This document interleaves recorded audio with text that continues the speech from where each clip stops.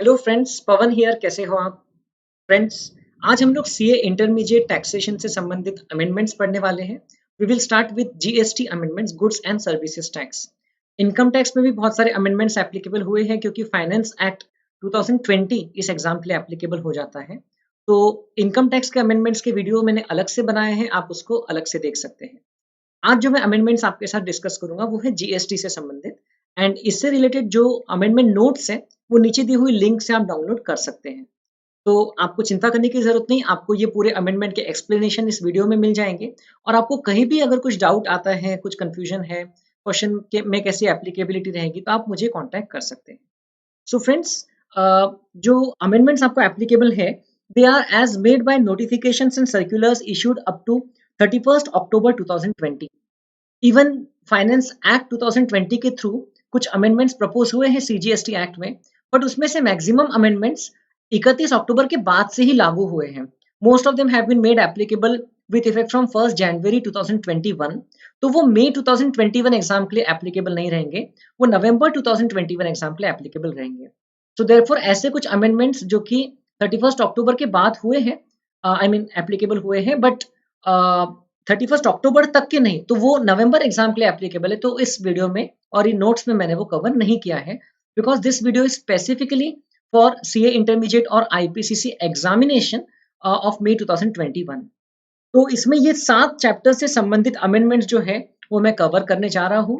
कुछ चैप्टर्स में छोटे अमेंडमेंट्स है, कुछ चैप्टर्स में ज्यादा अमेंडमेंट्स है, तो वो हम लोग एक एक करके देखेंगे। आपको जहां पर भी डाउट आता है, आपको दिक्कत आती है, तो आप मुझे बताना, we can solve it together. So सबसे पहले सप्लाई चैप्टर में आपने जहां पर 3 शेड्यूल्स पढ़े हैं, ओके, सेक्शन 7 पढ़ते पढ़ते 3 शेड्यूल्स अलग अलग हमने पढ़ा है। Schedule 1 talks about cases where transaction is termed as a supply even if it is without consideration, it is considered as a supply. Schedule 2 classifies the various supplies into goods or services. Either it says the supply will be a supply of goods or supply of services. And Schedule 3 talks about transactions or activities which are not going to be considered as supply, neither supply of goods nor supply of services.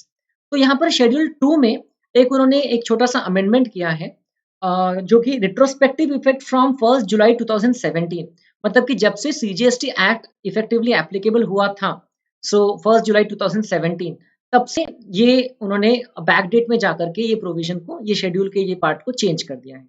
तो what is the amendment? Amendment सिर्फ इतना सा है, जो schedule 2 में para 4 था, आप देख सकते हैं, ट्रांसफर ऑफ बिजनेस असेट्स। तो उसके 2 सब पैरा है, जिसमें वेदर और नॉट फॉर अ कंसिडरेशन ये वर्डिंग्स लिखी हुई थी एंड में। ये वर्डिंग्स को उन्होंने ओमिट कर दिया, बिकॉज ये शेड्यूल का काम ये नहीं है कि गिवन एक्टिविटी या गिवन ट्रांजेक्शन सप्लाई है या सप्लाई नहीं है ऐसा बताना। ये शेड्यूल का काम सिर्फ ये है कि गिवन एक्टिविटी या ट्रांजेक्शन सप्लाई ऑफ गुड्स है या सप्लाई ऑफ सर्विसेज है वो बताना। So whether any activity without consideration is a supply or not would be very well covered in schedule 1। तो उसके लिए यहाँ पर ये वर्डिंग्स के रहते हुए सिर्फ कंफ्यूजन ही होता था, तो उन्होंने ये वर्डिंग्स को यहाँ से with retrospective effect right from the very beginning उन्होंने उसको हटा दिया।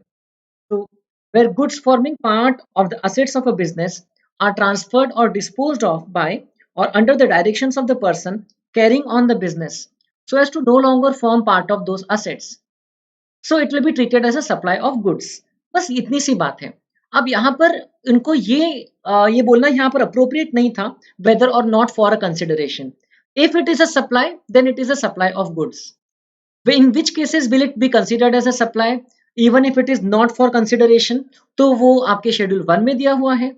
जिन गुड्स का आपने आईटीसी लिया है बिजनेस पर्पसेस के लिए, और बाद में वो गुड्स को अगर आपने परमानेंटली ट्रांसफर या डिस्पोज ऑफ कर दिया विदाउट कंसिडरेशन, तो भी उसको सप्लाई मानते हैं। तो फॉर एग्जाम्पल, आपने लैपटॉप्स खरीदा था और आपने लैपटॉप्स को कोई स्कूल को डोनेट कर दिया। लैपटॉप्स पे आईटीसी लिया था, बिजनेस के लिए लैपटॉप खरीदा था और बाद में स्कूल को डोनेट कर दिया, तो आपको वो लैपटॉप्स के डोनेशन को भी सप्लाई मानेंगे। ओके, तो यहाँ पर लिखना कोई जरूरी नहीं है, because this schedule is only doing the work of classifying the supply into either a supply of goods or a supply of services। And even second जो पैरा है, सब पैरा है, where by or under the directions of a person carrying on a business, goods held or used for the purposes of the business are put to any private use or are used or made available to any person for use for any purpose other than a purpose of the business, then it will be considered as a supply of services.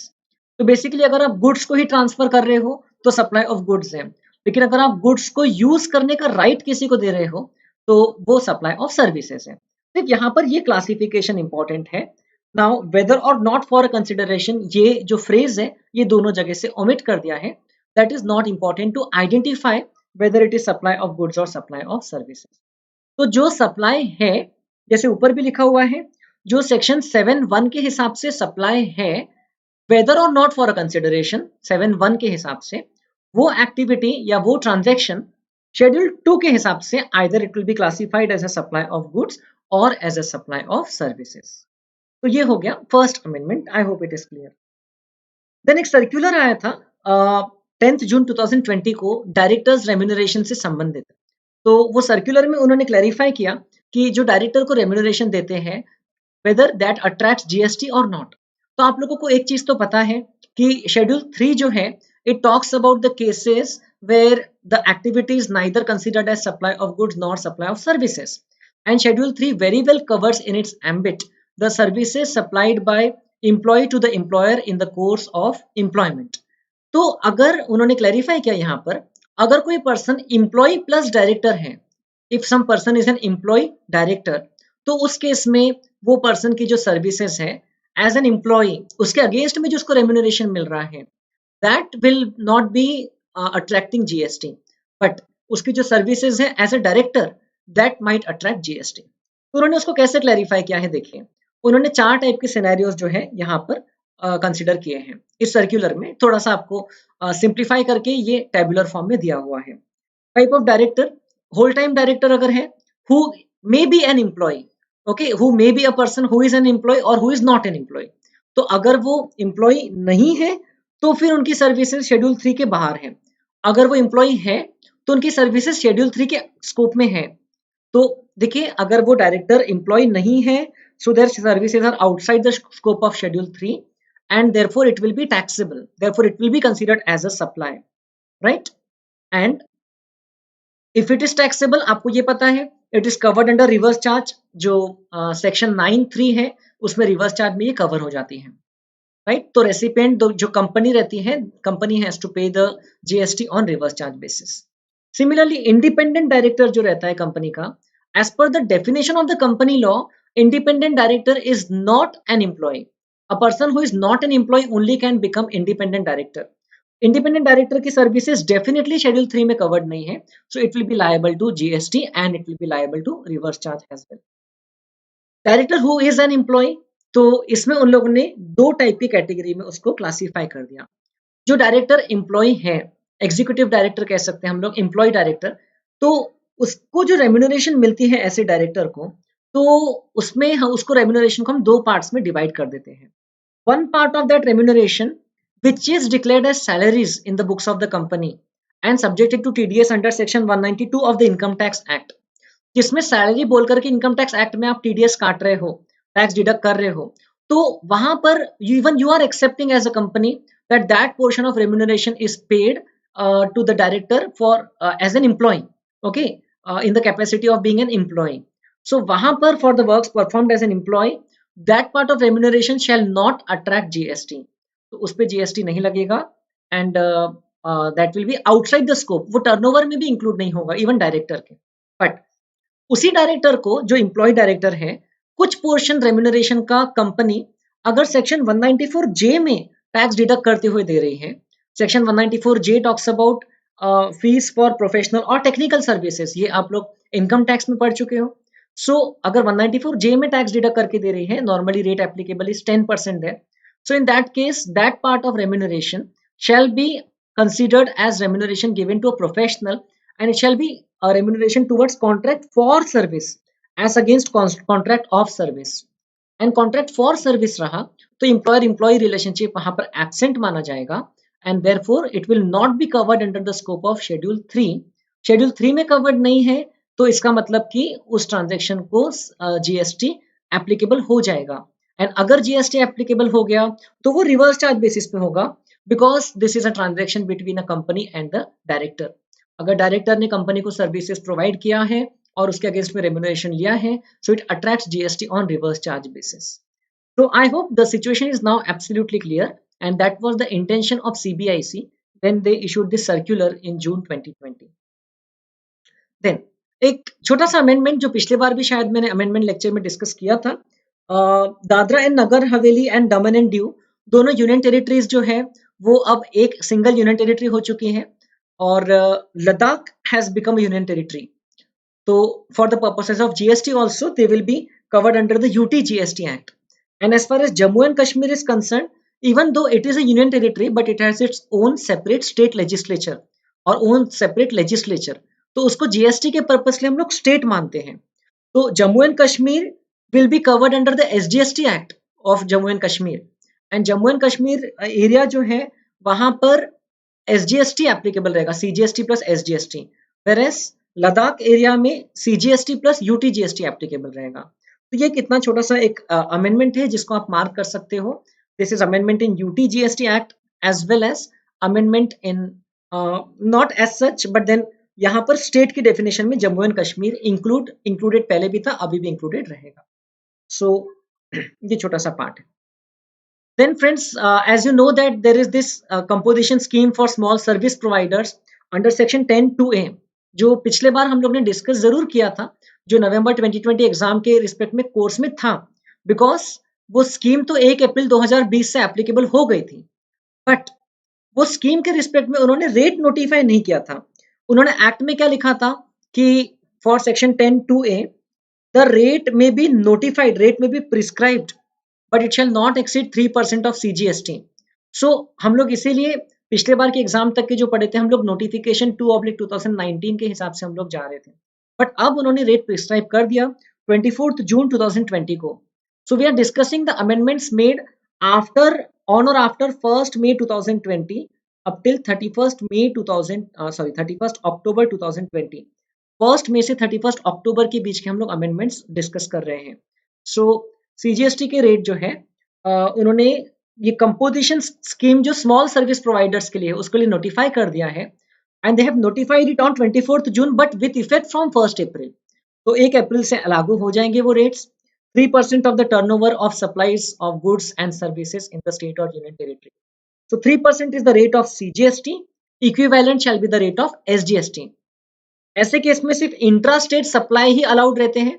अगर वो person inter state supply करता है तो वैसे ही वो इस type की composition scheme के लिए ऑप्ट नहीं कर सकता है, ये तो आपको पता ही है. So this is the second type of composition scheme which is now available for small service providers जिनका टर्नओवर 50 लाख रुपीज के अंदर रहता है. And because till last year or till the last exam syllabus which was applicable till 30th April the rate was not prescribed. तो इसलिए there was confusion कि वो section तो आ गया है बट वो सेक्शन का इफेक्ट क्या रहेगा. सो अब वो सेक्शन इफेक्टिव हो चुका है with effect from 1st April with a rate of 3% CGST and equivalent rate of SGST. So total effective rate लगेगा 6% CGST plus SGST. Then exemption chapter में एक छोटा सा अमेंडमेंट है, एक छोटा सा एग्जेम्पशन उन्होंने इंसर्ट कर दिया है, ऐड कर दिया, आप देख सकते हो.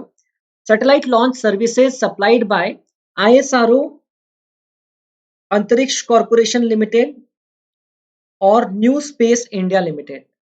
अगर ये तीन में से किसी एंटिटी ने सैटेलाइट लॉन्च सर्विसेज सप्लाई किया, किसको, किसी को भी, okay, if they have provided satellite launch services to any recipient then this service is exempt. Okay, ISRO, Antrix Corporation Limited और न्यू स्पेस इंडिया लिमिटेड. तो यहाँ पर सप्लायर जो है वो स्पेसिफिक ऑर्गेनाइजेशन है, सर्विस जो है वो स्पेसिफिक है. ऐसा नहीं है कि इनकी कोई भी सर्विस एग्जेम्प्ट है, सिर्फ ये वाली सर्विस एग्जेम्प्ट है.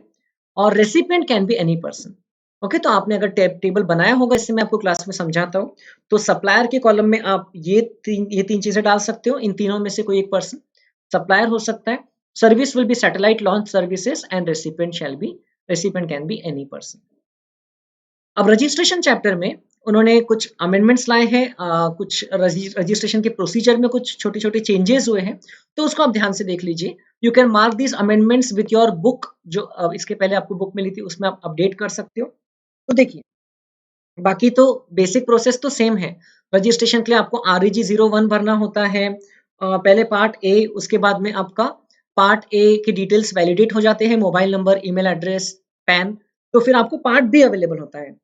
पार्ट बी में अगर आपने आधार ऑथेंटिकेशन के लिए ऑप्ट किया है, okay, where an applicant other than a person notified under section 25(6)(d) opts for authentication of Aadhaar number, he shall, while submitting the application with effect from 21st August 2020, undergo such authentication. तो उसका registration के वक्त ही आधार authentication कर लिया जाएगा। तो ऐसा आपको रूल 8 में ही उन्होंने अमेंड करके डाल दिया। जो पर्सन ने आधार ऑथेंटिकेशन के लिए ऑप्ट किया है, other than a person notified under section 25(6)(d), section 25(6)(d) में जो इंडिया के सिटीजन्स नहीं है ऐसे लोग नोटिफाइड है, या person who are not liable to have Aadhaar, या तो फिर जो कंपनी या पार्टनरशिप फर्म के भी यहाँ पे ऑथराइज सिग्नेटरीज नहीं है ऐसे लोग। तो जिन लोगों को आधार की जरूरत नहीं है तो वो लोग ऑब्वियसली आधार ऑथेंटिकेशन नहीं करवाएंगे, बट जिन लोगों ने आधार ऑथेंटिकेशन के लिए ऑप्ट किया है and they have to do it, so उन लोगों को while submitting the registration application itself they have to undergo the Aadhaar authentication. And date of submission of the application, which application REG01 की बात कर रहे हैं, in such cases shall be the date of authentication of the Aadhaar number or 15 days from the date of submission, 15 days from the submission of the application in part B under rule 8(4) whichever is earlier. तो इसका मतलब आपने ये application part B में submit कर दिया, उसके बाद 15 डेज का पीरियड लैप्स हो गया, तो जिस दिन आपने एप्लीकेशन सबमिट किया वो ही डेट आपका एप्लीकेशन सबमिट डेट माना जाएगा। लेकिन अगर आपने 15 डेज के अंदर या एप्लीकेशन सबमिट करने के पहले आधार ऑथेंटिकेशन कर लिया, सो इन दैट केस आपने जब आधार ऑथेंटिकेशन किया that will be deemed as the date of submission of application. तो विचएवर इज अर्लियर वाला यहाँ पर रूल है। डेट ऑफ सबमिशन इसलिए जरूरी है क्योंकि उसके बाद में ही the burden shifts on to the proper officer, वहां से प्रॉपर ऑफिसर का जो टाइम लिमिट है वो स्टार्ट होता है। तो उसके आगे का जो रूल है उसमें भी छोटा छोटा कुछ अमेंडमेंट है, इसलिए मैंने वो भी यहाँ पर कवर कर लिया है। आपको पता है कि we discuss this chart, REG01 proper officer को फॉरवर्ड हो जाता है, proper officer verifies the documents and the other information which have been submitted, and अगर उसको सब सही लगा तो 3 दिन के अंदर वो अप्रूव कर देता है। But if he finds a deficiency in terms of information, documents, or if there is any clarification required, so in that case the proper officer issues a notice है ना to the applicant in form number GST REG03 within 3 days, that 7 days के अंदर आप इस notice का reply करो। Okay, 7 days के अंदर आप इस नोटिस का रिप्लाई करो, और notice is asking for certain information, documents, clarification. अगर 7 डेज के अंदर वो रिप्लाई मिल जाता है एंड प्रॉपर ऑफिसर सेटिस्फाइड रहता है, तो उसके बाद 7 डेज के अंदर proper officer can approve. Okay, he has to approve, otherwise it will be deemed to be approved the registration. And if no reply has been received or no satisfactory reply has been given to the notice, then यहाँ पर लिखा है, पहले लिखा था he shall reject, अब लिखा है he may reject such application for reasons to be recorded in writing and inform the applicant in so and so form. तो उसको कोई जरूरी नहीं है कि उसको रिजेक्ट ही करना है, he may still grant the application, okay, even if he is not satisfied he can wait for the reply later as well, okay, बाद में फर्दर मांग सकता है, बाद में वो कर सकता है। हर बार एप्लीकेशन रिजेक्ट करना ही उसका सोल्यूशन नहीं है। सो शैल को मे कर दिया, इसका मतलब प्रॉपर ऑफिसर को डिस्क्रिशनरी पावर दे दिया। ओके, यहाँ पर उसको जरूरी नहीं कि उसको रिजेक्ट ही करना है। अब उससे संबंधित और भी कुछ चेंजेस आए हैं, तो आप देख सकते हैं, where a person other than a person notified under section 25(6)(d), 25(6)(d) में ऐसे पर्सन से जिनको आधार ऑथेंटिकेशन की जरूरत नहीं है, who are not required to go for Aadhaar authentication.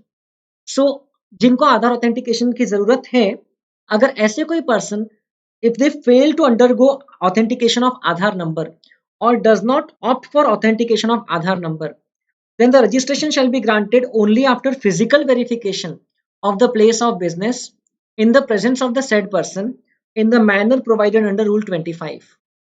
So in that case अगर आधार ऑथेंटिकेशन नहीं होता है तो फिजिकल वेरिफिकेशन के बाद रजिस्ट्रेशन ग्रांट हो सकता है। पहले फिजिकल वेरिफिकेशन से संबंधित जो रूल 25 था, it used to talk about registration to be granted at the registration to be granted before and then physical verification may be conducted. But अब यहाँ पर बोला है कि अगर आधार ऑथेंटिकेशन नहीं करवाया है किसी पर्सन ने जिसके द्वारा करवाना चाहिए था, तो फिजिकल वेरिफिकेशन के बाद ही उसको रजिस्ट्रेशन ग्रांट किया जाएगा। हाउएवर प्रॉपर ऑफिसर को पावर दिया है that proper officer may for reasons to be recorded in writing and with the approval of an officer not below the rank of joint commissioner in lieu of the physical verification of the business carry out the verification of such documents as he may deem fit. हर बार physical verification feasible नहीं रहेगा within the time limit, तो in that case they have given an option to the proper officer discretion कि आप joint commissioner या उसके above rank के कोई ऑफिसर के राइटिंग में अप्रूवल के बाद में, ओके, और with for reasons to be recorded in writing, what proper officer can do instead of physically verifying the premises, he can just do the verification of such documents as may be necessary, okay, जितने उसको जरूरी लगते हैं। तो ये एक point I hope आप लोगों को समझ में आया। तो प्रॉपर ऑफिसर जब ये वेरीफाई करता है तो प्रॉपर ऑफिसर, ये जो अप्रूवल की मैंने बात किया, approval shall be done only after he physically verifies the premises in case of failure to undergo Aadhaar authentication. And अगर फिजिकल वेरिफिकेशन नहीं कर पा रहा है proper officer, so with the prior approval of joint commissioner and for reasons recorded in writing, instead of physical verification, in lieu of मतलब instead of physical verification, he can verify the documents as he may deem fit. Further, where a person other than a person notified under section 25(6)(d) fails to undergo authentication of Aadhaar number or does not opt for authentication of Aadhaar number, the notice in form GST REG 03 may be issued not later than 21 days from the date of submission of the application. अब देखिए, person ने application submit कर दिया और उसने आधार authentication नहीं किया उसके बाद में भी बहुत समय तक के, तो 21 डेज के अंदर वो पर्सन को ये जो नोटिस की बात कर रहे हैं, notice to fulfil the deficiency, तो notice should be issued within 21 days. अब यहाँ पर 21 वर्किंग डेज नहीं लिखे, within 21 days from the date of submission of application. Alright, and अगर प्रॉपर ऑफिसर ने एक्शन नहीं लिया तो क्या होगा, अब यहाँ पर देखिए, नॉर्मली प्रॉपर ऑफिसर ने सब कुछ देखा है, सब डॉक्यूमेंट्स ठीक है, एंड आधार ऑथेंटिकेशन भी हो चुका है, तो in that case proper officer should take an action within 3 working days. If the proper officer does not take action और does not issue grant the registration or issues any notice in form REG 03, so then the approval will be deemed to have been granted, okay, deemed approval in that case within 3 working days, okay, 3 working days तक अगर action नहीं लिया तो approval मान लेंगे कि उसके बाद दे दिया है ऑटोमेटिक। अगर where the person not notified under section 25(6)(d) fails to undergo Aadhaar authentication, जो पर्सन आधार ऑथेंटिकेशन के लिए लायबल है उसने आधार ऑथेंटिकेशन नहीं करवाया है, तो उस केस में टाइम लिमिट हो जाती है 21 days from the date of submission of application, okay, part B भरने के बाद 21 डेज का टाइम रहता है। तो ये 21 डेज के अंदर proper officer should issue a notice कि आप आधार ऑथेंटिकेशन करवाओ। अगर प्रॉपर ऑफिसर ने 21 डेज खत्म होने के बाद तक के नोटिस इशू नहीं किया तो again registration will be deemed to be granted. Where a person does not opt for authentication of Aadhaar number, in that case also 21 days from the date of submission of application. So if a person does not opt for authentication of Aadhaar number, तो उस case में हमने पढ़ा है कि उसका physical verification होगा, उसके बाद ही रजिस्ट्रेशन ग्रांट होगा, तो उसके लिए भी टाइम लिमिट कितना है, 21 days, even for such physical verification to be done. एक तरीके से physical verification of the premises, and if physical verification of the premises is not possible, then with the approval of proper officer of joint commissioner or above level,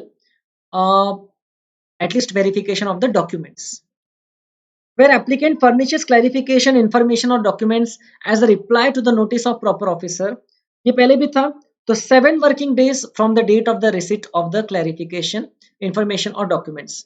अब छोटी छोटी सी बात देखिए, ये पहले जो था वो 3 working days and 7 working days ऐसा ही था, तो अब वो वर्किंग डेज है, लेकिन जब आधार ऑथेंटिकेशन से संबंधित चेंजेस आए हैं तो वहां पर 21 डेज उन्होंने लिख दिया है, 21 वर्किंग डेज नहीं किया है उसको, ओके। सो यहाँ पर इसका मतलब है कि this will also include holidays, Sundays को भी काउंट करेंगे, ओके, बिकॉज यहाँ पर उन्होंने वेरी क्लियरली वर्किंग डेज नहीं लिखा है, whether they have missed it और deliberately they have kept it like that we don't know, but 21 days का टाइम रहता है, ओके, प्रॉपर ऑफिसर को, ओके, आधार ऑथेंटिकेशन नहीं करवाया उस केस में 21 डेज का टाइम रहता है।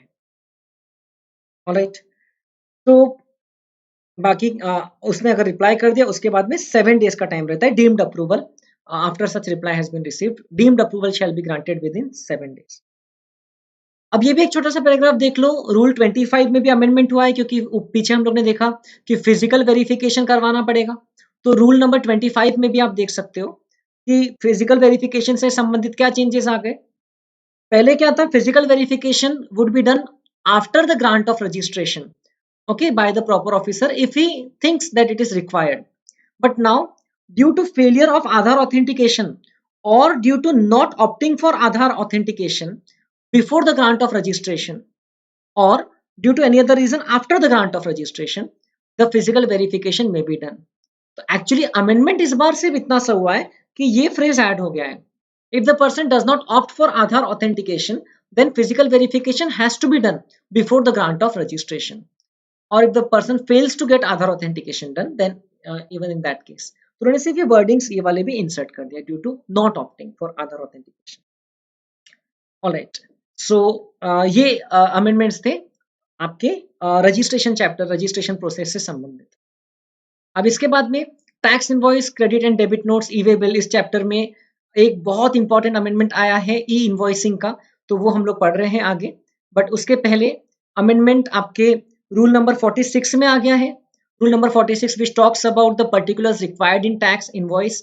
आपकी बुक में मैंने आपको टेबुलर फॉर्म में दिया हुआ है what are the various particulars which are required in various kind of documents.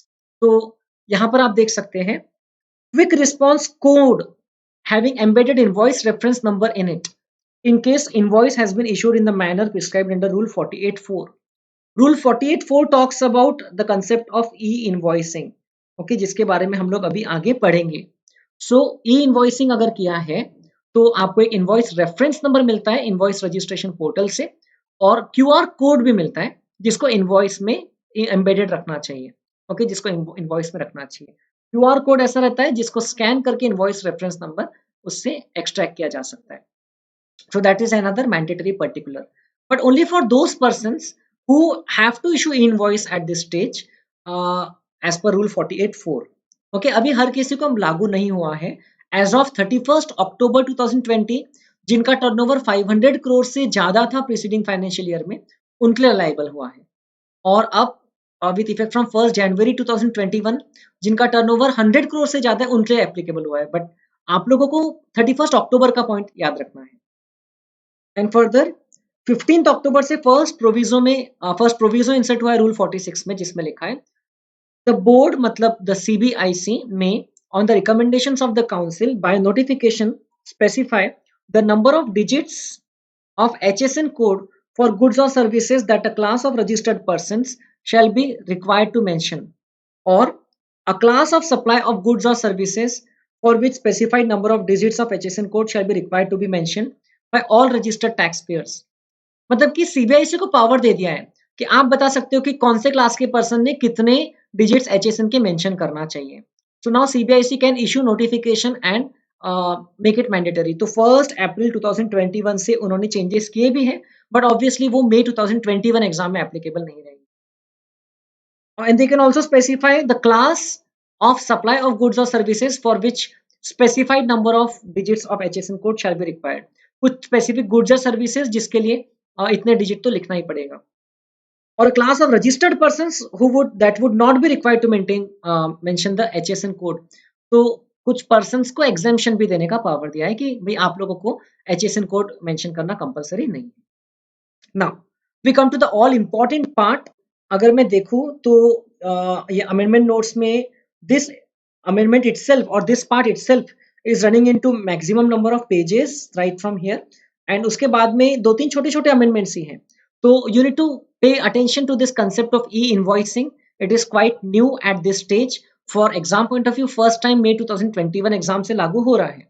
तो आपके आईसीआई के मटेरियल में जिस तरीके से उन्होंने इसको कवर किया है, I have tried to take it as it is, because हम लोग यहाँ पर क्योंकि अमेंडमेंट्स भी बाद में कुछ आए हैं जो कि आपके एग्जाम के लिए लागू नहीं है, सो आई थॉट कि let us keep it unadulterated as mentioned in the ICI material, वैसे ही रखते हैं। तो ई इनवॉइसिंग का जो कंसेप्ट है उसमें क्या लिखा हुआ है, GST council approve this electronic E invoicing concept in a phased manner from 20 सितंबर 2019 उनकी मीटिंग में।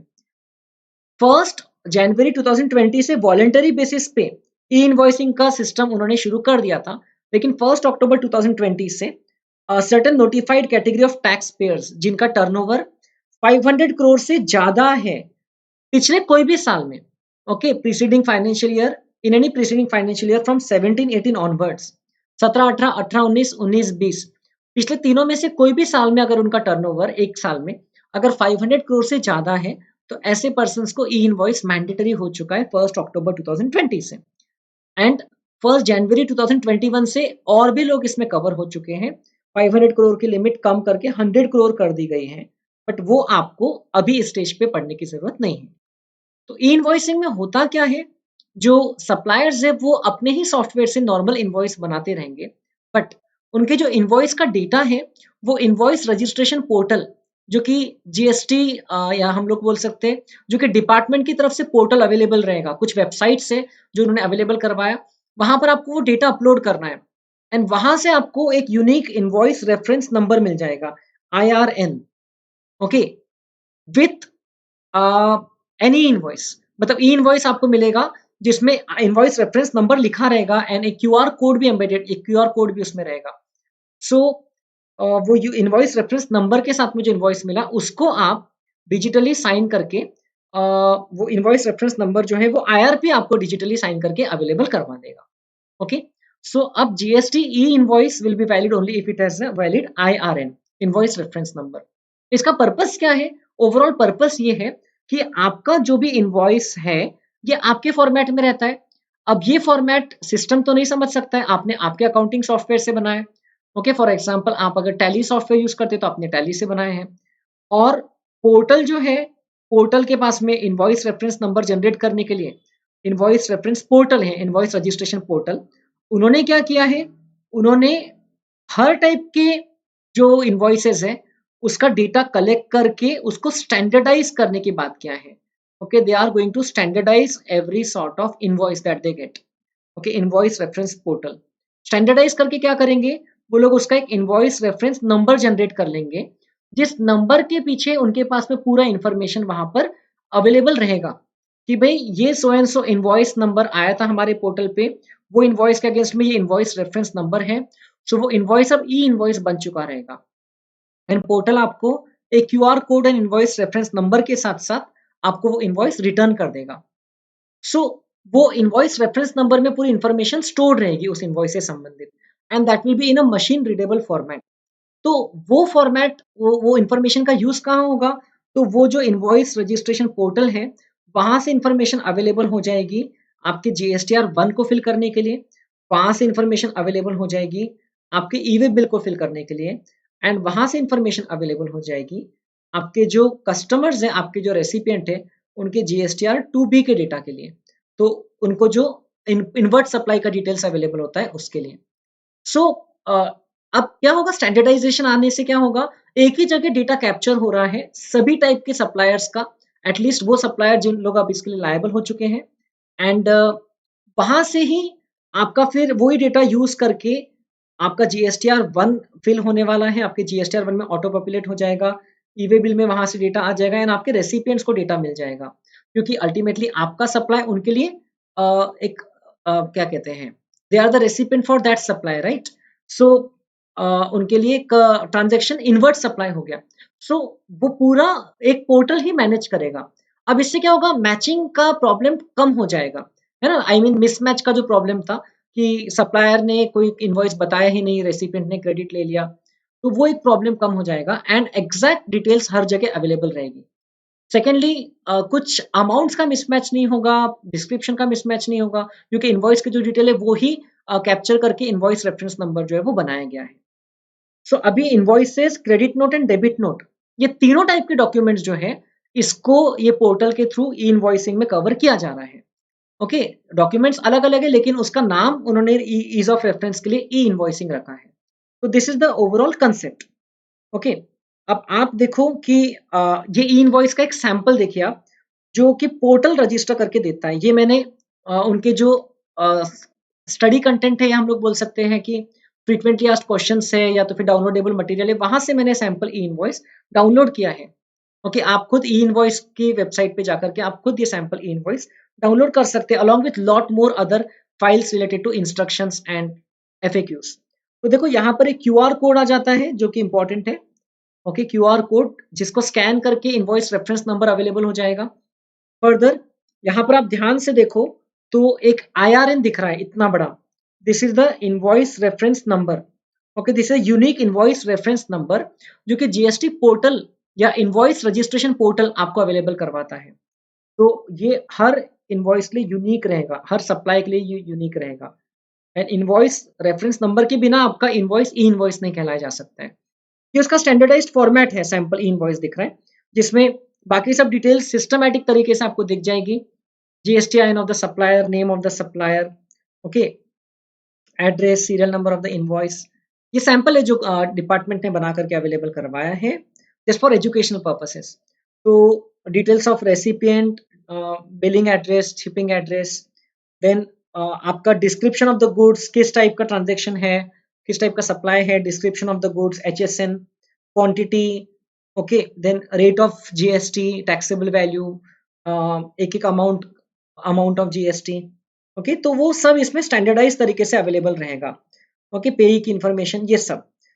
सो इससे क्या होगा कि अब इनवॉइस रजिस्ट्रेशन पोर्टल के पास तो स्टैंडर्डाइज्ड फॉर्म में पूरा डेटा ऑलरेडी कैप्चर्ड है, तो बाद में भी डॉक्यूमेंट, बाद के भी जो डॉक्यूमेंट्स या रिटर्न्स जो अपलोड करना है उसके लिए डेटा बहुत सिंपल तरीके से, बहुत सही तरीके से अपलोड हो जाएगा। देन ये देखिए, ये भी ई इनवॉइस सिस्टम से आपको एक सैंपल ई इनवॉइस दिख रहा है। इसमें भी देखो ये इनवॉइस रेफरेंस नंबर इतना बड़ा, this is invoice reference number, this is the QR code, okay, जो आपको वो पोर्टल ही बना करके दे देगा।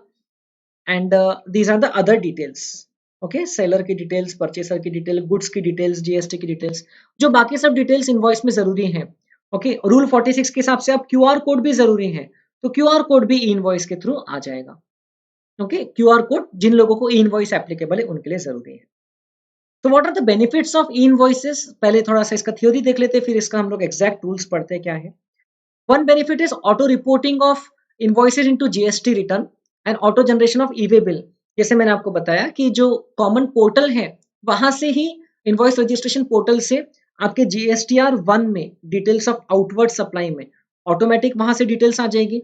एंड आप अगर मूवमेंट ऑफ गुड्स कर रहे तो ई वे बिल में भी ऑटोमेटिकली डिटेल्स आ जाएगी। So this will be very good, आपको बार बार डिटेल्स अपलोड नहीं करना है, ऑटो पॉपुलेटेड रहेगा। ओके, आपका बिजनेस प्रोसेस उतना ही आसान हो जाएगा, उतना ही डुप्लीसिटी ऑफ वर्क कम हो जाएगा। And also chances of mismatch and chances of errors जो है वो कम हो जाए, क्योंकि अगर आप बहुत सारी ट्रांजेक्शन करते हो, हजारों ट्रांजेक्शन, तो कुछ परसेंटेज ट्रांजेक्शन में एरर भी होने के चांसेस रहते हैं। And also there will be reduction in transcription errors. Okay, जब डेटा इधर से उधर जाता है तो उसमें कुछ प्रॉब्लम नहीं रहेगा, everything will be properly matched, proper format में रहेगा। Okay, on receipt of information through GST system, buyer can also do the reconciliation with his purchase order, है ना, buyer भी reconciliation कर सकता है। Then it will facilitate standardization and interoperability, leading to reduction of disputes among transacting parties. It will improve payment cycles, reduction of processing cost. Even businesses के लिए, supplier and recipients के लिए भी काफी standardized काम हो जाएगा, क्योंकि वो invoice reference number लगने से वो invoice authenticate हो रहा है and एक standard format में information capture हो रही है। एंड जो पार्टीज के बीच के डिस्प्यूट्स है या मिसमैचेस है वो भी यहाँ पर अवॉइड हो जाएंगे, तो रिकंसिलेशन करना काफी आसान रहेगा पार्टी बैलेंसेस का आपस में। Then since a complete trail of B2B invoices is available with the department, at present only B2B invoices have to be reported, okay, through e invoice mechanism. आगे B2C वगैरह को भी इसमें कवर करेंगे, but at present only B2B, and वो भी ऐसे suppliers जिनका टर्नओवर मैंने आपको बताया अभी 500 करोड़ से ज्यादा है पिछले 3 में से कोई एक साल में, उनके लिए एप्लीकेबल है। So, since a complete trail of B2B invoices is available, it will enable the system level matching of ITC and output tax, thereby reducing the tax evasion. अब तो खैर as we are speaking, budget 2021 में उन्होंने एक बहुत major amendment ला लिया कि अगर सप्लायर ने GST भरा है तो ही उस केस में ही, या सप्लायर ने रिटर्न में अपने वो सप्लाई बताया है तो ही रेसिपिएंट उसका IT से ले सकता है। तो प्रोविजनल क्रेडिट का कंसेप्ट एक तरीके से अबॉलिश हो ही चुका है। तो सिस्टम लेवल मैचिंग जो है now it will be a very normal thing. तो पहले सिस्टम से आएगा तो ही आप उसका क्रेडिट ले पाओगे। And last but not the least, E invoicing will eliminate the fake invoices. Okay, unfortunately बहुत सारे प्रोफेशनल्स या कुछ CA students fake invoicing scams में पकड़े जाते हैं, पेपर में न्यूज आती है, which is very painful for the profession, क्योंकि मैक्सिमम लोग जो है वो ऑनेस्टली काम करते हैं। बट अब जैसे जैसे टेक्नोलॉजी का ग्रिप जो है वो बढ़ते जाएगा, आपको फेक इनवॉइसेस इशू करना, आपको फ्रॉड करना, आपको मिसरिप्रेजेंटेशन करना, it will not be easy. Okay, fictitious ITC जो क्रेडिट करते, फिक्टिशियस आईटीसी जो क्लेम करते हैं फेक इनवॉइसेस के थ्रू, तो वो और कम हो जाएगा, it will be very easily caught. Okay, क्योंकि यहाँ से पूरा मैचिंग मैकेनिज्म के बेसिस पे काम चल रहा है। ओके, एंड सिस्टम के पास में पूरा डेटा अवेलेबल है, तो जो रेसिपिएंट वहां से अपनी इनवर्ट सप्लाई का डेटा ले रहा है, तो वो ऐसे ही इनवॉइसेस का डेटा उसको अवेलेबल रहेगा जो सप्लायर ने प्रॉपरली जेन्युइनली अपलोड किया है। E-invoice system will help to curb the actions of unscrupulous taxpayers, reduce the number of fraud cases, as the tax authorities will have access to data in real time. E-invoicing के statutory provisions क्या है? तो rule number 48 का सब rule 4 में लिखा हुआ है, E-invoice shall be prepared by a notified class of registered persons by uploading such particulars as contained in form GST INV 01। तो इस फॉर्म में जो पर्टिकुलर्स है वो आपको अपलोड करना है। ओके, कहां पर? जो जीएसटी इलेक्ट्रॉनिक पोर्टल है, ई इनवॉइस के उन्होंने स्पेशल पोर्टल बनाया है, जिसके कुछ लिंक्स भी आपको आगे दिखेंगे, एंड उसके थ्रू उनको आईआरएन मिल जाएगा in prescribe manner subject to prescribe conditions and restrictions. However, commissioner of GST on the recommendations of the council may by notification exempt a person or a class of registered persons from the issuance of e-invoice under rule 48(4) for a specified period subject to prescribed conditions and restrictions or specified conditions and restrictions। तो commissioner को power दिया है कि भाई आप exemption दे सकते हो। Then every invoice issued by above persons in any manner other than the manner specified under rule 48(4) shall not be treated as an invoice। तो आपको ई इनवॉइस ही इशू करना है। इसका मतलब जिस टाइम पे इनवॉइस इशू होता है, गुड्स के केस में invoice is to be issued at the time of removal of the goods in case of movement being involve, and अगर मूवमेंट इन्वॉल्व नहीं है तो when the goods are made available or delivered. Services के case में normally invoice can be issued within a period of 30 days after the provision of services. तो वो जिस invoice की बात कर रहे हैं, नॉर्मल इनवॉइस नहीं चलेगा। जो पर्सन्स रूल 48(4) में नोटिफाइड रहेंगे, एट प्रेजेंट 500 करोड़ से ज्यादा टर्नओवर वाले पर्सन्स, एंड 1 जनवरी 21 के बाद से 100 करोड़ से ज्यादा टर्नओवर वाले पर्सन्स, तो they have to issue invoice, otherwise उनका regular invoice will not be considered. Okay, it shall not be treated as an invoice. Where e-invoicing is applicable, there is no need of issuing copies, invoice copies in triplicate or duplicate, क्योंकि यहाँ पर पूरा data proper तरीके से system में capture हो चुका है, तो आपको उसकी डुप्लीकेट या ट्रिप्लीकेट कॉपी इशू करने की जरूरत नहीं है। आपको अपने पास में अलग से कॉपी भी रखने की जरूरत नहीं है, प्रिंटेड कॉपी, क्योंकि ये सब इलेक्ट्रॉनिकली कैप्चर्ड है। वही तो पर्पस है ई इनवॉइसिंग का। And which is the class of persons who have been notified, तो जिनका 1718 के बाद से 500 करोड़ से ज्यादा एग्रीगेट टर्नओवर रहा है in any year, so they have to prepare e-invoice in respect of their B2B supplies or for exports। तो B2B supplies या exports के लिए, exports को हम लोग GST में जीरो रेटेड सप्लाईज बोलते हैं, तो B2B या exports के लिए उन लोगों को e-invoice इशू करना मैंडेटरी है। फिलहाल B2C के लिए मैंडेटरी नहीं है, लेकिन आगे वो भी कवर करेंगे। इनपुट सर्विस डिस्ट्रीब्यूटर के लिए जरूरी नहीं है, तो आप यहाँ पर इसको शॉर्ट में लिख सकते हैं। यहाँ पर इस पेज में अलग अलग आपको सिनेरियोज दिए हैं। B2B सप्लाईज के केस में आपको ई इनवॉइस बनाना है किनको, जिनका टर्नओवर 500 करोड़ से ज्यादा है। एक्सपोर्ट्स के केस में उनको ई इनवॉइस बनाना है। B2C में जरूरी नहीं है। You can just make a list of cases, is where is e invoice mandatory, may be MCQ में पूछ लेंगे आपको, या प्रॉपर क्वेश्चन पूछेंगे, list 4 scenarios where e invoicing is not applicable.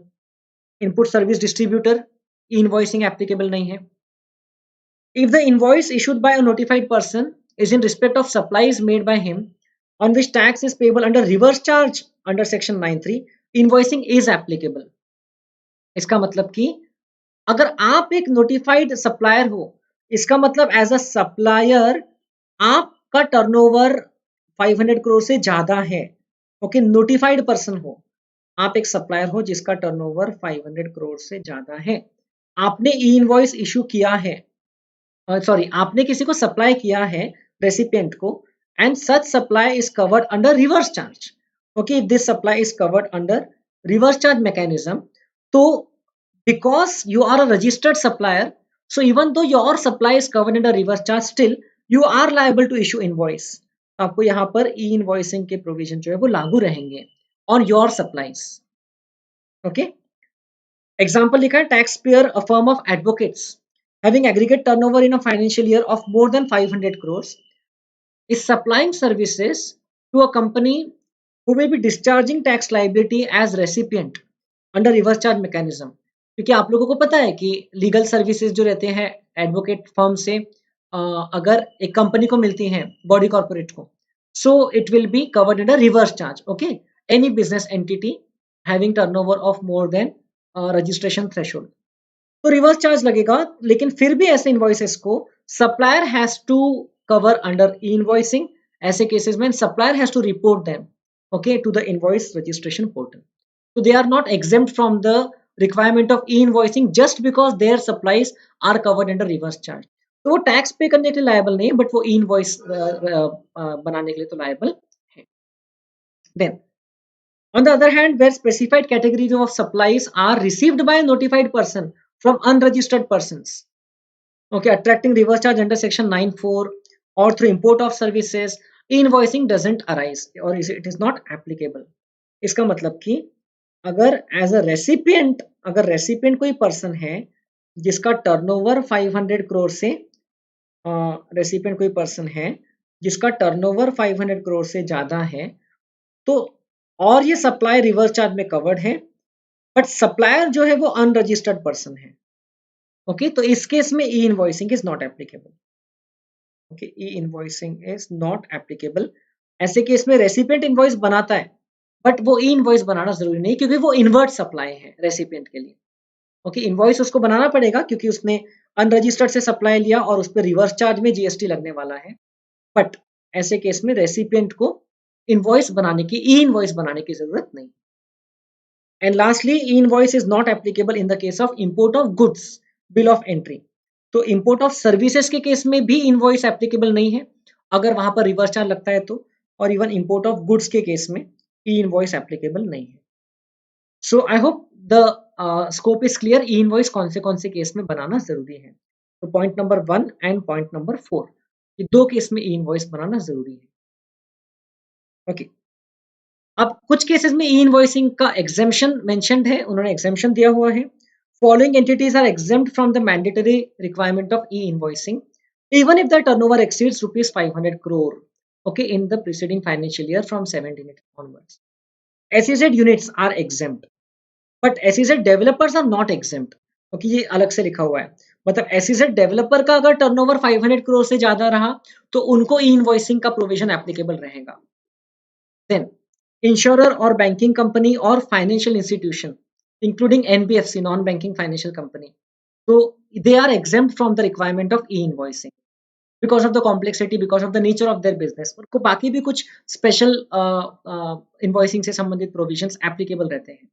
Similarly for GTA, supplying services in relation to transportation of goods by road in a goods carriage, or a passenger transport agency, supplier of passenger transport service, or person supplying services by way of admission to exhibition of cinematograph films in multiplex screens. तो इन लोगों को ई invoicing applicable नहीं है even if they are making B2B supplies and where their turnover exceeds 500 crore in the preceding financial year. तो भी, तो it will be good अगर आप ये पॉइंट्स ध्यान रखते हो तो. लेकिन अगर नोटिफाइड पर्सन ने एसईजेड यूनिट को सप्लाई किया तो ये इनवॉइस बनाना पड़ेगा, या इनमें से किसी पर्सन को किसी नोटिफाइड पर्सन ने सप्लाई किया तो उसको ई इनवॉइस बनाना पड़ेगा. तो यहाँ पर आप क्लियरली देख लीजिए, exemption is given to SEZ unit.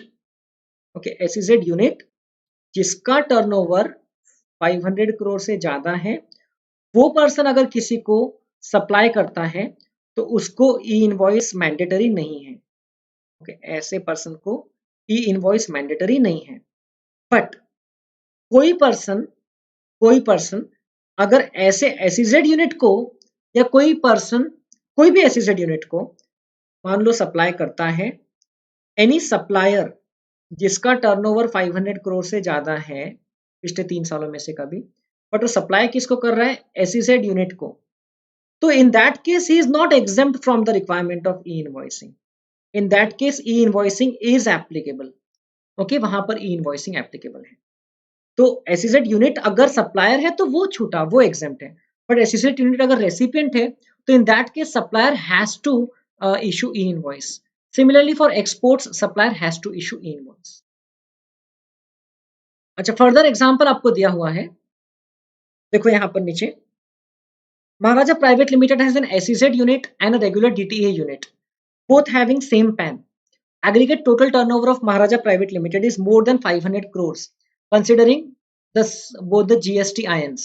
क्योंकि SEZ में आपको सेपरेट GST IN लेना होता है, तो दोनों GST आइडेंटिफिकेशन नंबर्स का पैन सेम है इनकम टैक्स वाला. तो हम लोग एग्रीगेट टर्नओवर देखते हैं, तो उसमें हम लोग अक्रॉस ऑल GST IN हम लोग ऐड करते हैं ना, ऑल इंडिया बेसिस.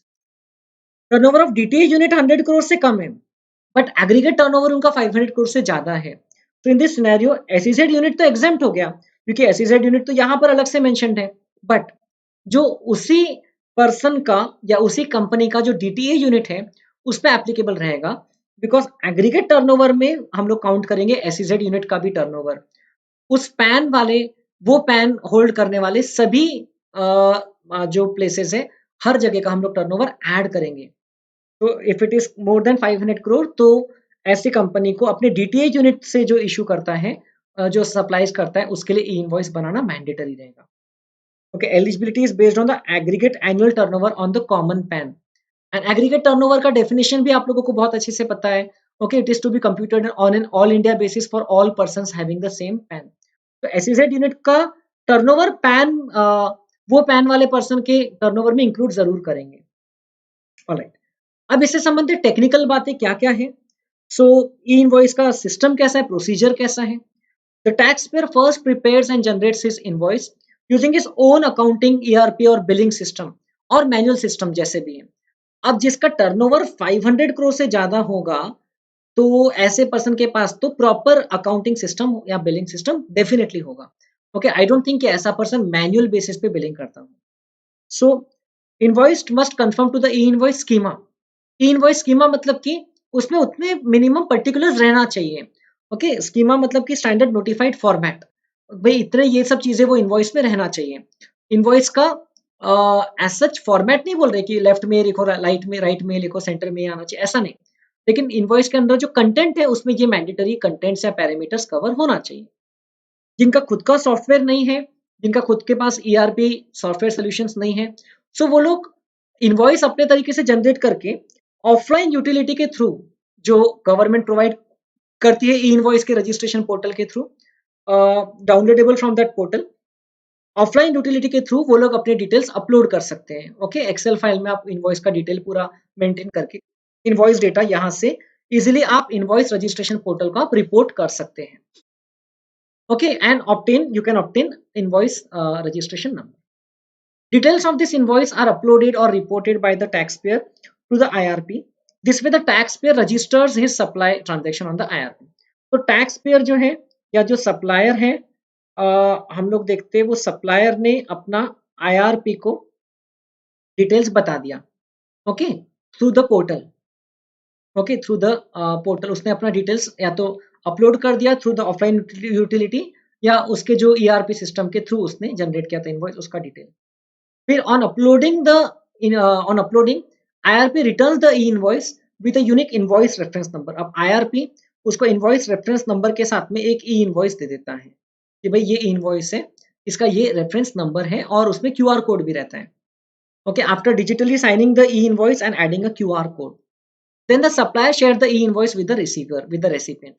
Supplier वो जो e-invoice है उसी को normal invoice की जगह अब use करेगा and he will share it with the recipient. They can work in electronic copies itself, उसका duplicate triplicate बनाने की जरूरत नहीं है. How e-invoice data is consumed by the GST system? GST system वो data का क्या करने वाला है?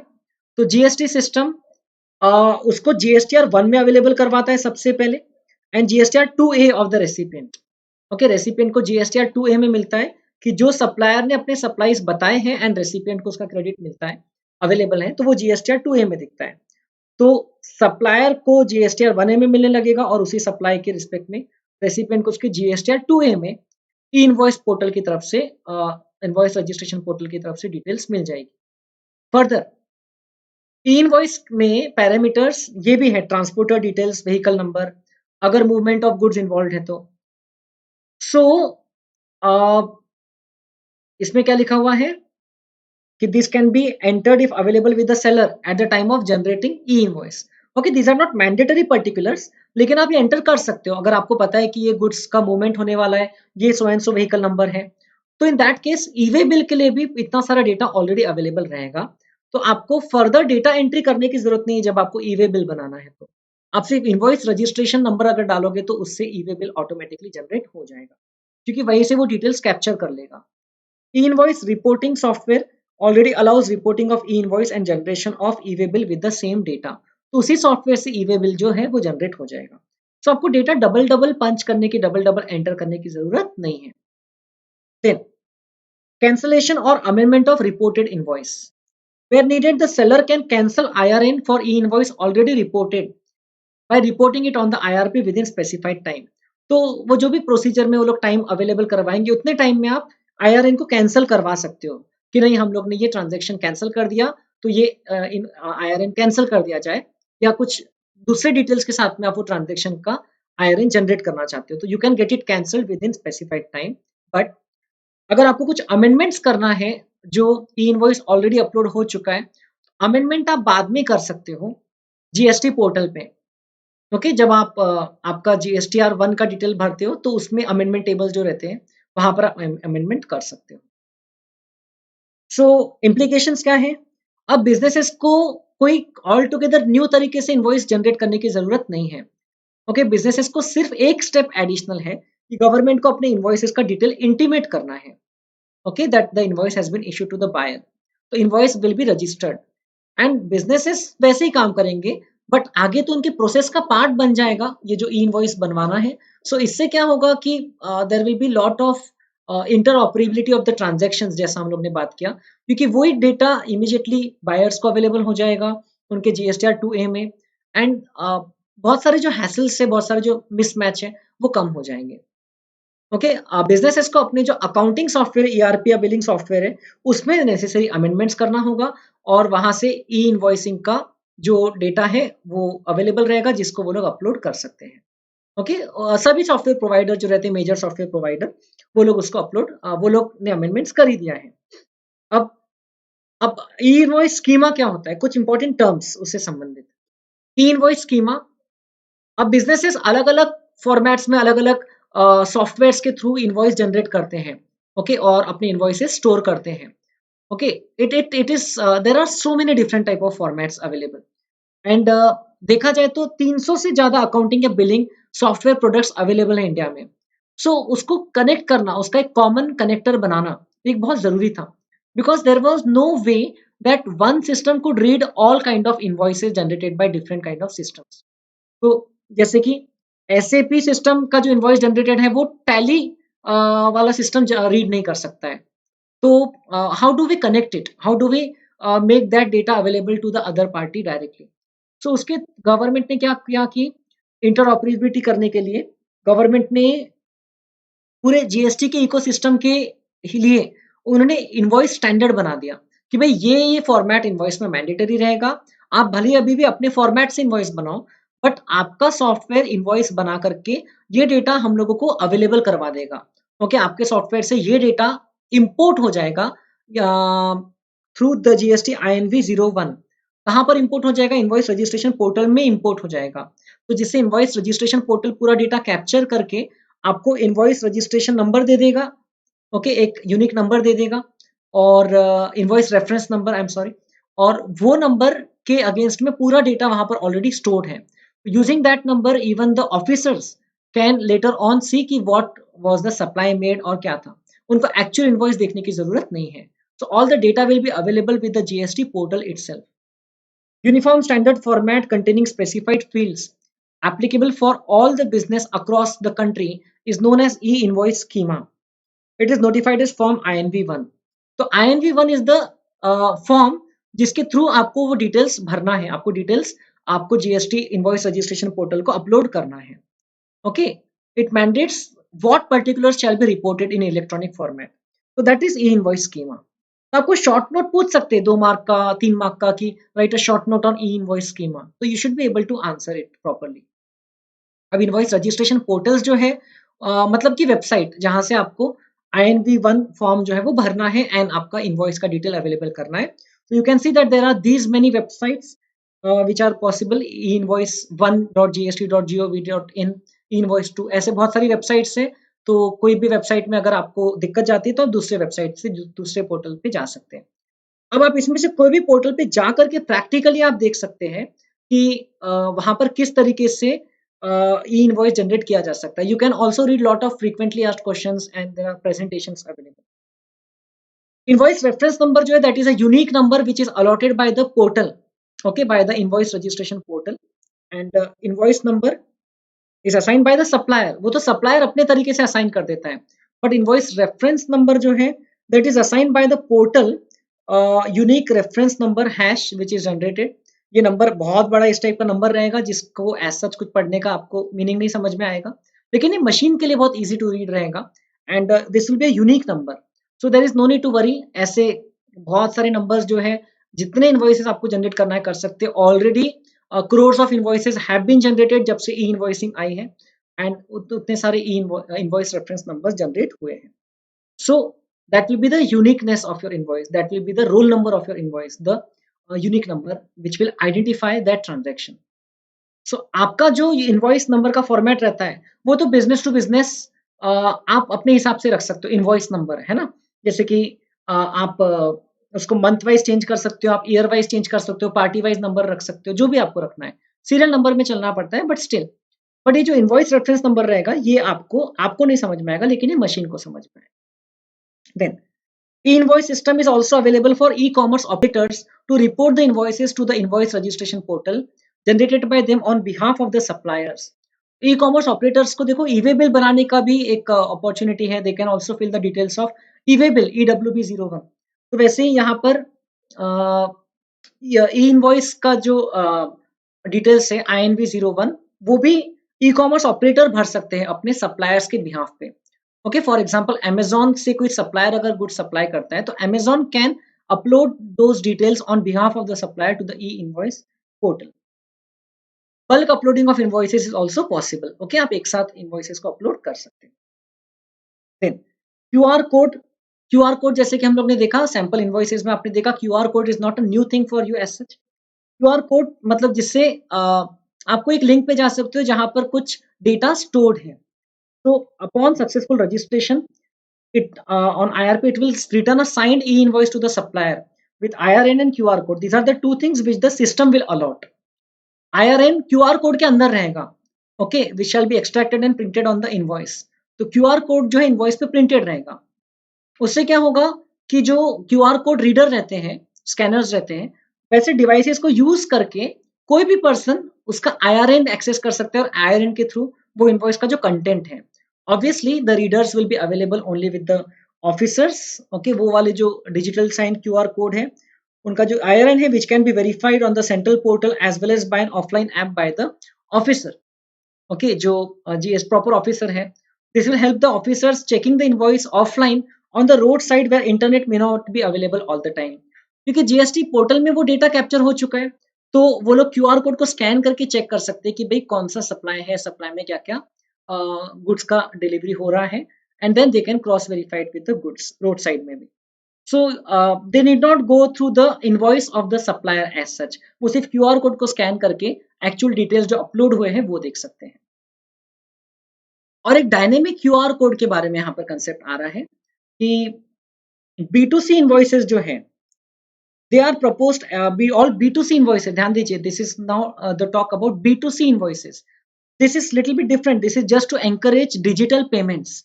For B2C invoices issued by a registered person whose aggregate turnover exceeds 500 crore in any of the previous financial year, 1 दिसंबर 2020 से उनको dynamic QR code जो है वो उनको रखना जरूरी है, ओके, उनके इनवॉइसेस में। अब उसमें उन्होंने क्या बोला कि government can specify that the tax invoice shall have QR code.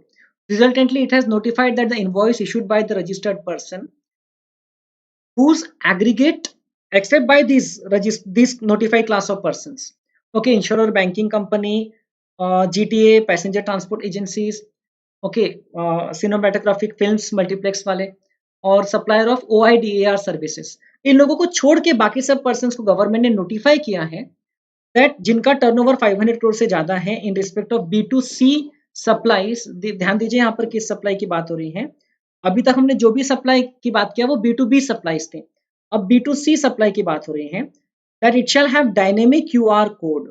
अब डायनेमिक QR कोड का मतलब क्या होता है? A code which is made available to the buyer through digital display with payment cross reference। जैसे आप अभी शॉप पे जाते हो और कई बार आपके पास में अगर कैश नहीं है तो आप पेटीएम के थ्रू या भीम ऐप के थ्रू, गूगल पे के थ्रू या फोन पे के थ्रू आप स्कैन करके आप पेमेंट कर देते हो। लेकिन स्कैन करने के बाद में आपको सिर्फ वो पर्सन का अकाउंट का डिटेल दिखता है कि ये पर्सन है, अमाउंट आपको खुद एंटर करना पड़ता है कि मैं उनको इतना रुपए पे कर रहा हूँ।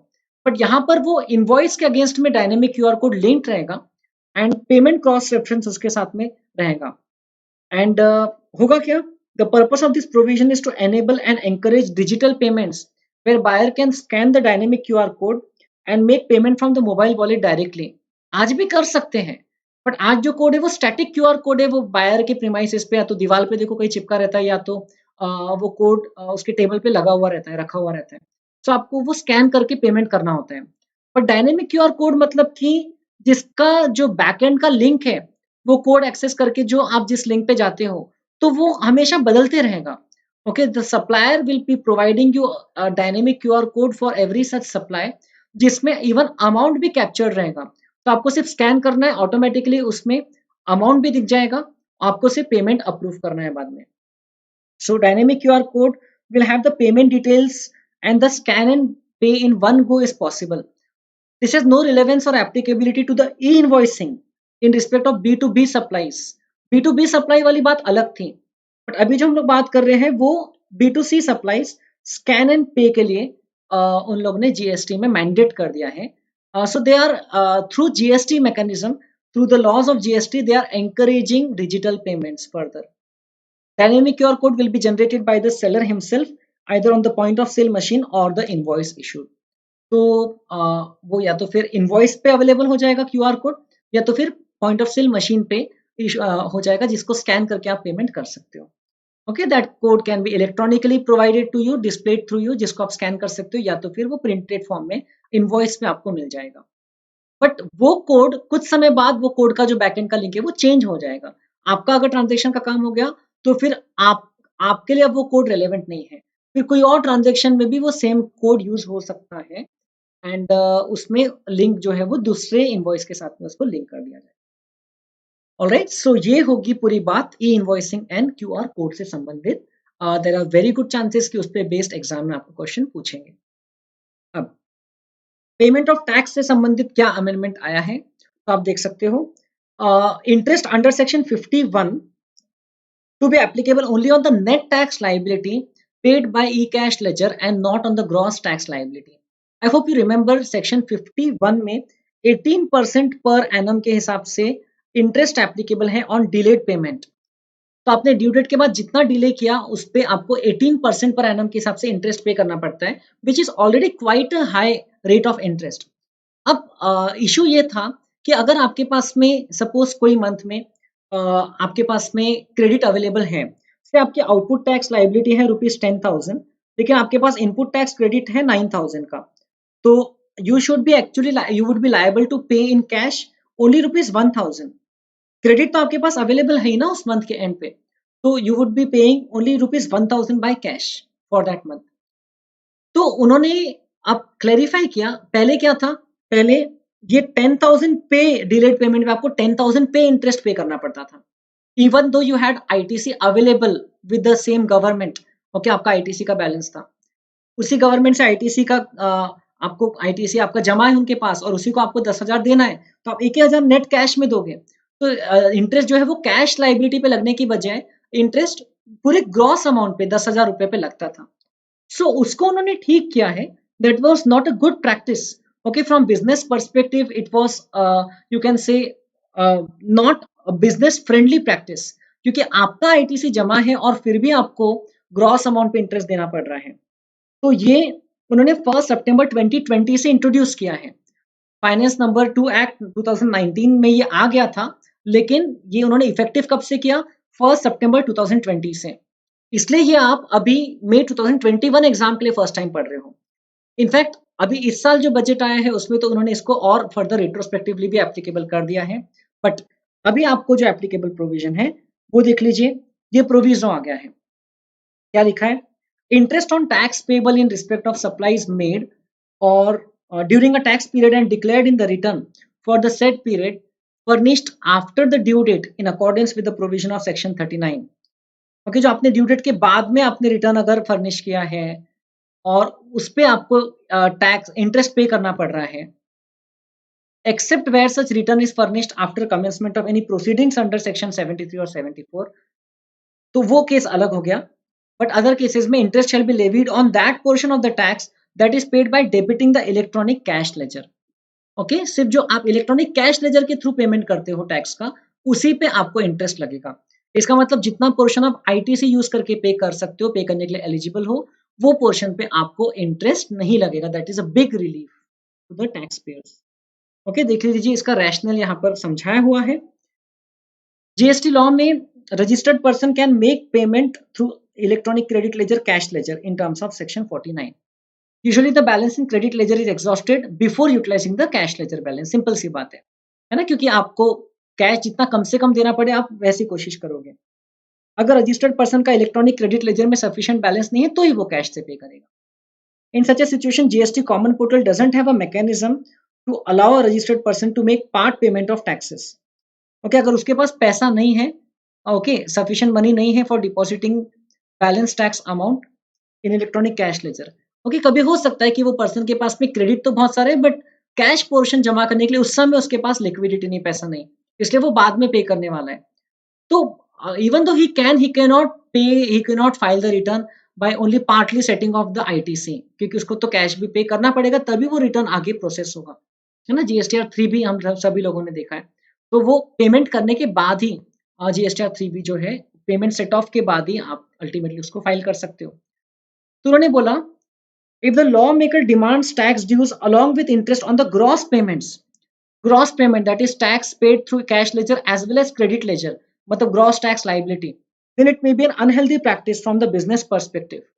To counter such recovery mechanism, a proviso has been inserted. This is a taxpayer friendly amendment to provide that when a registered person has paid his taxes through a return specified under section 39, अभी फिलहाल इसमें GSTR 3B जो है वो specified है, belatedly, interest shall be applicable only on the net tax paid through the cash ledger and not on the gross tax paid for such period।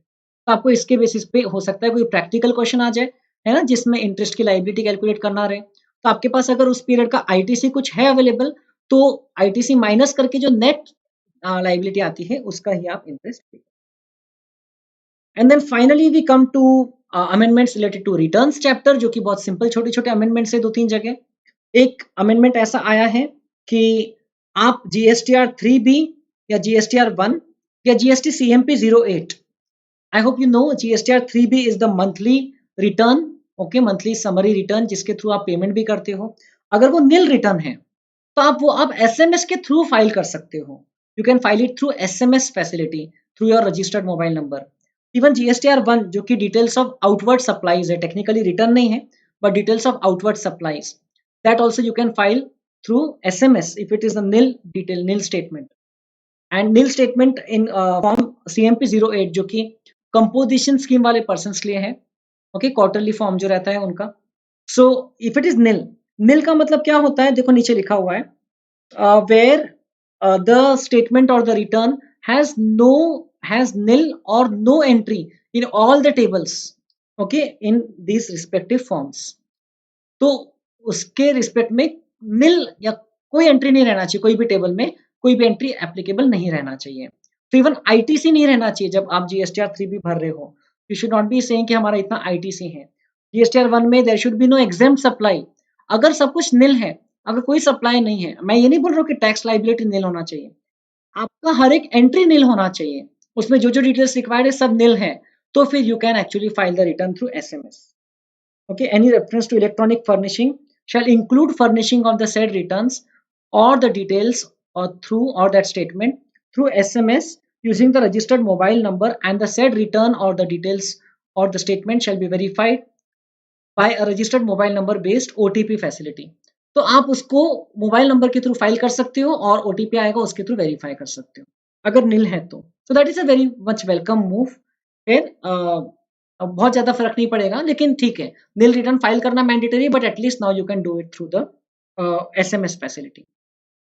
बाकी कुछ dates उन्होंने प्रोवाइड किया है GSTR 3B की। उन्होंने जो 5 करोड़ से ज्यादा टर्नओवर वाले पर्सन है उनके लिए 20th of the next month बोला है, एंड जिनका 5 करोड़ या उससे कम टर्नओवर रहा है उनके लिए 22nd या 24th of the month, depending upon the state और union territory in which they are registered. कुछ स्टेट्स यूनियन टेरिटरीज में 22nd एप्लीकेबल है, कुछ जगह 24th एप्लीकेबल है। जैसे मैं महाराष्ट्र में हूँ तो महाराष्ट्र में 22nd एप्लीकेबल है। ओके खैर मैं तो अब न्यू स्कीम में माइग्रेट हो चुका हूँ, that is the QRMP, quarterly return and monthly payment scheme, जो आपको मई 2021 एग्जाम में एप्लीकेबल नहीं है बट नेक्स्ट एग्जाम में एप्लीकेबल। तो ये GSTR 3B की ड्यू डेट्स मुझे नहीं लगता कि आपको एग्जाम में पूछेंगे, बट जस्ट आपको नॉलेज पर्पस के लिए यहाँ पर इंक्लूड कर दिया है, बाय चांस पूछिए तो। सिमिलरली एनुअल रिटर्न जो है उसमें 2 करोड़ तक के एनुअल रिटर्न नहीं भरने का ऑप्शन उन्होंने दिया था for the first 2 financial years. अब उन्होंने उसको थर्ड फाइनेंशियल ईयर के लिए भी एक्सटेंड कर दिया। फाइनेंशियल ईयर 1920 में भी अगर एनुअल रिटर्न फाइल नहीं किया तो चलेगा if the person's aggregate turnover is up to ₹2 crore. Okay तो जस्ट वो जो पुराना नोटिफिकेशन था उसमें एक और साल उन्होंने ऐड कर दिया। फर्दर फर्दर जो ऑडिट की एप्लीकेबिलिटी थी 5 करोड़ रुपीस के अंदर अगर आपका टर्नओवर है तो आपको ऑडिट एप्लीकेबल नहीं रहेगा, राइट। सो 5 करोड़ से ज्यादा है तो रहेगा। तो आपको लिखा है for the financial year 1819 and 1920 every registered person whose aggregate turnover exceeds 5 crore rupees shall get his accounts audited as specified under section 35(5) and he shall furnish a copy of audited annual accounts and a reconciliation statement। अब ये इतना dynamic है GST law कि ये audit भी इस साल budget 2021 से ये ऑडिट को ही हटाने की बात कर दी गई है। तो जब फाइनेंस एक्ट 2021 एप्लीकेबल हो जाएगा तो उस साल से ऑडिट ही एप्लीकेबल नहीं रहेगा। मतलब जो GSTR 9 जो हम लोग फर्निश करते हैं, जो ऑडिट वाला रिपोर्ट है वो एप्लीकेबल, एनुअल रिपोर्ट तो एप्लीकेबल रहेगा एनुअल रिटर्न, लेकिन ऑडिट रिपोर्ट साथ में अपलोड करने की जरूरत नहीं रहेगी। ओके तो audited annual accounts and reconciliation statement, now this has been extended to financial year 2019-2020 as well। So that's it, that was the last amendment friends। These are the various amendments under GST related to May 2021 examination। इसके अलावा भी बहुत सारे amendments हुए हैं जो कि नवंबर exam के लिए एप्लीकेबल हैं, तो वो मैं अभी आपको नहीं बताया हूँ, so that there is no confusion.